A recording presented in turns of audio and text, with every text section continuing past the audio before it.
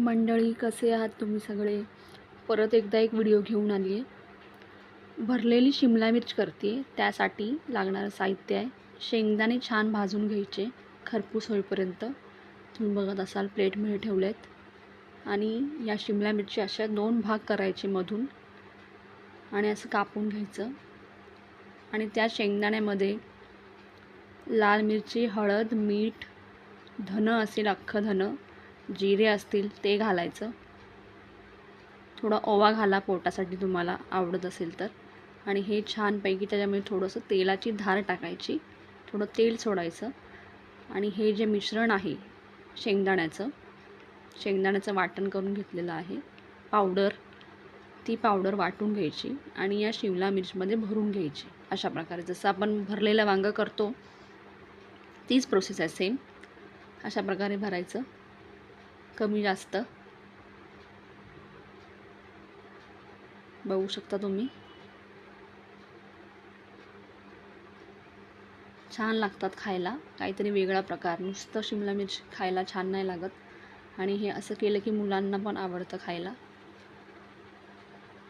आणि काही नाही, फक्त शेंगदाणा वाटलेला आहे.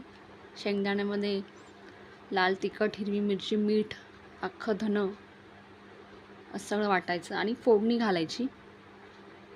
तेल घ्यायचं कढईमध्ये, राई जिऱ्याची फोडणी टाकायची जशी आपण नेहमी टाकतो तशी.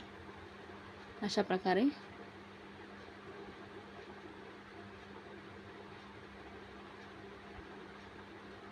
राई तडतडली की मग जिरे घालायचे. कढीपत्ता असेल तर कढीपत्ता घालायचा.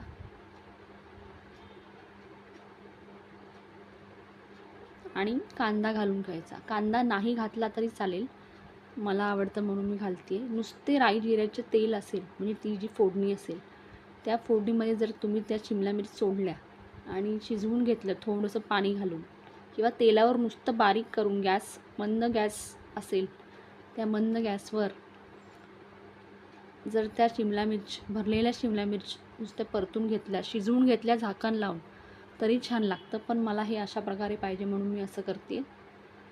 कांदा भाजून झाला की त्याच्यामध्ये टोमॅटो घालायचे बारीक चिरलेले. चवीनुसार मीठ घालायचं. शिमला मिर्चमध्ये मीठ आहे त्या शेंगदाण्याच्या कूटमध्ये. हळद घालायची, मिरची घालायची आणि छान परतून घ्यायचं.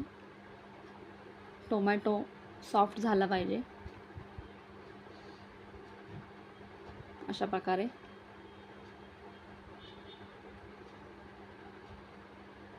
आणि या अशा प्रकारे या ज्या शिमला मिर्च आहेत त्या त्याच्यामध्ये ठेवायच्या. दिसायला खूप छान दिसतं.